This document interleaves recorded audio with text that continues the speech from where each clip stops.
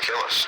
They put on the airs of being this great, happy, together family. And it was all a facade. I mean, these weren't druggies and closets. I mean, they were just good kids that did whatever their parents told them to. There is no issue as to who killed Jose and Mary Louise Menendez. Why they were killed is what the focus of all of our evidence will be on. He would put me on my knees, and I would have oral sex with him. You telling Lyle what? My dad had been molesting me. I thought the testimony was compelling. Just as watching Laurence Olivier act is very compelling as well. We view the abuse excuse as a bullshit defense. In the media, that's all you would hear, is that these two rich boys killed parents for money. The people who think that did not sit through the same trial that I did. The Menendez trial was classic human drama, soap opera-ish, but it had everything. Parents, children, success, pedophilia. It was an American drama.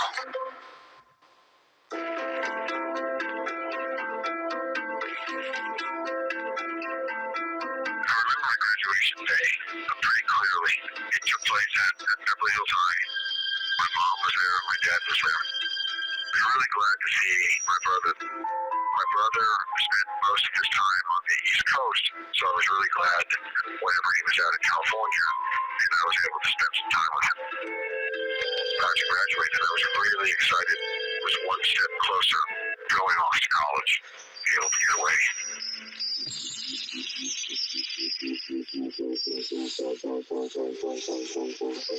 August 20th, it didn't happen in that moment. Really, I would say that it began about a week before.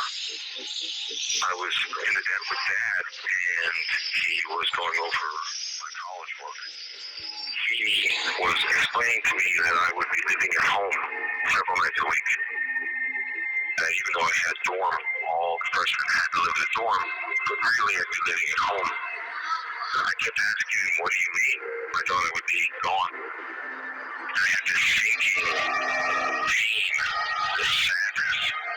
It was like in that moment, all of the dreams that I had pinned everything on about escaping home, they just got crushed inside of me. Went back to my room, and I didn't know what to do. Just put the clothes in the bag, and my mom came in, and she said, where are you going? And I said, I'm just going to a friend's house for a few days. And she said, no, you aren't. She started taking my clothes from the bag and throwing them out.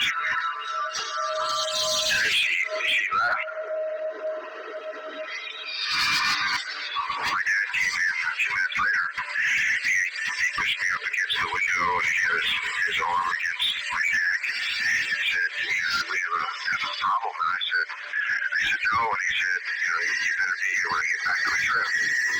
At that point, I just was defeated. I didn't have the strength to argue with him. I certainly wasn't going to fight back. I just felt dead inside. Emotionally, I was just crumbling. And so I really thought about suicide. I thought about taking my life.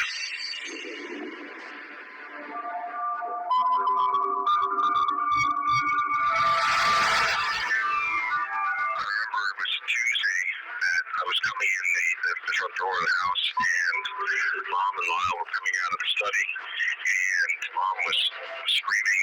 They were in an argument. Lyle was saying that he needed it, that it was important, and Mom in a rage said, you don't need your drafting hairpiece, and she reached up and she ripped his hair off his head. And I remember just being stunned by what just happened. I was just really in shock over the whole thing. More my mother's wish that she would do that. It never happened before, and she had had rages before close to me hitting me. He didn't know how to have peace. And so my brother and I, there are things we don't talk about, and that was one of them. We were embarrassed. And my brother, I I told him, not to worry about it, that he was my brother, that I loved him, basically saying, I don't judge you. The conversation changed. I asked him, do you remember, when I was a kid, you asked me if anything was happening between me and Dad, and I said, well, it's still happening. He was like, well, what do you mean? And I just said, it's still happening. Just sexual things. He got suddenly really upset, saying, how did that happen? Did I enjoy it? Why didn't I tell anyone? Why didn't I stop it? I was crying, and I started to have a small panic attack. His smile got nicer. He asked me, it's all right, who else knows? I said, nobody knows. He asked if Mom knows. I said, no, and he said, no, I think she does. I think Mom knows. He said, not to worry about it. That it would never happen again. I just told him that, Dad's not going to be happy that I'm telling you. But it was my only hope.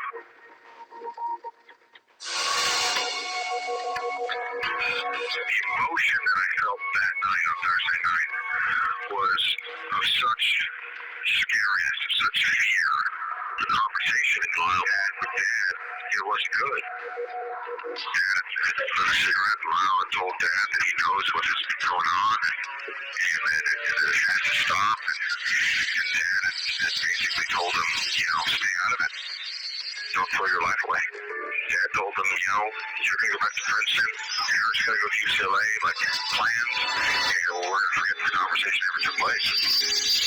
I guess Lyle just moved on and said, you're going to keep your hands off my brother, and you're a person. He just did what nobody ever does to my dad. He said that Dad said it's all for a minute. And measured it and said, son, we all make choices in life. And Eric's made his, and you're making yours, and now I have to make mine.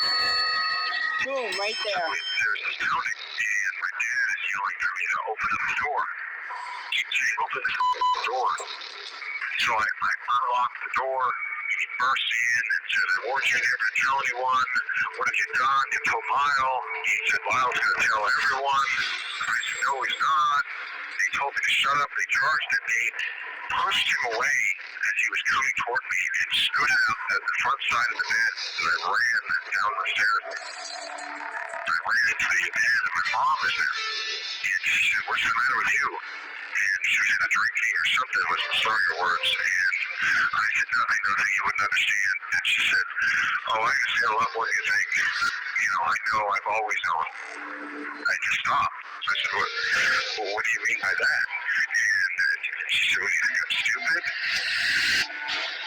I just screamed, I hate you. I hate you. It became clear to me that Dad was not going to let me get away. And Mom had always known that kind of just shattered everything. That was the moment I knew that my parents were going to kill me. It was a lifetime of stuff. It was a lifetime of stuff. Kitty Menendez laid in bed with her son, molested him,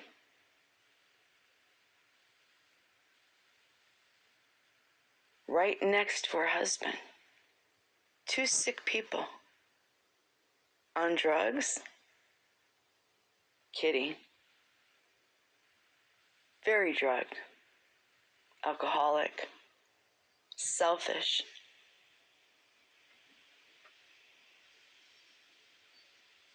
It's clear to me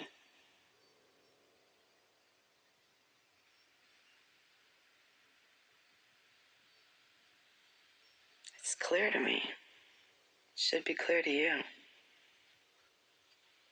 It's clear to me. Shame paralyzes you. They knew their life wasn't normal, but it was their life. Where do you go? What do you do? And they rose up. Victims will rise up.